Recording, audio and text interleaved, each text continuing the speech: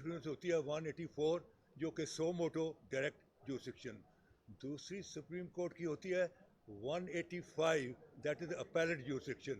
तीसरी होती है 186 दैट इज एडवाइजरी जुरिस्डिक्शन। और चौथी होती है 188 जो कि है अपना रिव्यू जुरिस्डिक्शन। इसमें जो था जुल्फ़िकार अली भुट्टो जो थे उन्होंने दो जुरिस्डिक्शन को अवेल किया, 185 को भी किया यानी अपील दायर की।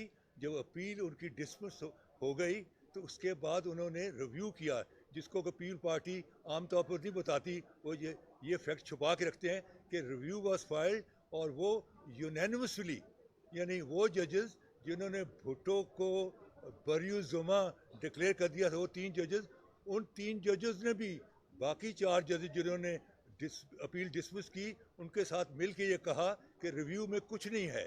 तो अब चीज़ ये है कि सवाल ये अब जो आना है वो ये है कोर्ट के सामने कि क्या एक जो क्लोज एंड पास ट्रांजैक्शन है, क्योंकि लॉ जो है वो बिलीव करता है फाइनैलिटी, अगर फाइनैलिटी नहीं आएगी तो फिर तो कोई बंदा 50 साल के बाद कहेगा जज साहब ठहरना, औसले मेरे को गवाह नहीं सी, मेरा गवाह आ गया है, मेरा केस दोबारा शुरू करो। कोर्ट इस तरह नहीं प्रोसीड करती। There is a concept in law of close and pass transaction कि हर चीज़ की एक फाइनैलिटी होनी चाहिए। तो इसमें जो है फाइनैलिटी आ गई तो और आप अगर रिव्यू के ज़रिए अपना एडवाइस के ज़रिए अंडर 186 करेंगे तो फिर तो ये पंडोरा बॉक्स खुल जाएगा और यहाँ तो जो फैसलों की सुनामी आ जाएगी, इतने फैसले सामने आ जाएंगे कि कोर्ट को संभालना मुश्किल हो जाएगा। हर एक आदमी चला आएगा कि भाई हमारा केस देख लो।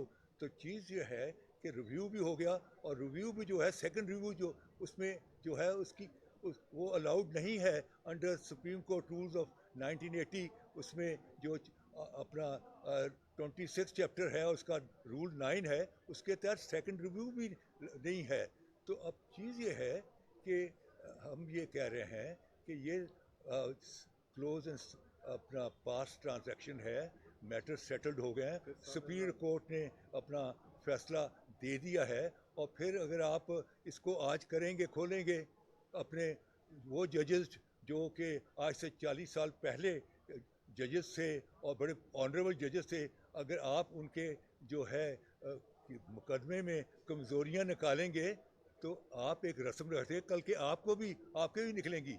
यानी कल को ये भी निकलेगा कि ये जनाब ये जो सिंबल वापस लिया गया ये क्यों लिया गया, ये भी कल को निकल सकता है। सो देयरफॉर अदालत जो है, हम अदालत को ये दरख्वास्त कर रहे हैं कि जनाब इस मामले को जो है ये क्लोज एंड पास ट्रांजैक्शन है, इसका फैसला हो चुका हुआ है और दुनिया में कहीं ऐसी मिसाल नहीं है कि जहां हाईएस्ट कोर्ट का फैसला हो जाए उसको दोबारा एक एडवाइस के तहत रीओपन किया जाए। ये है हमारा केस जी। Thank you very much.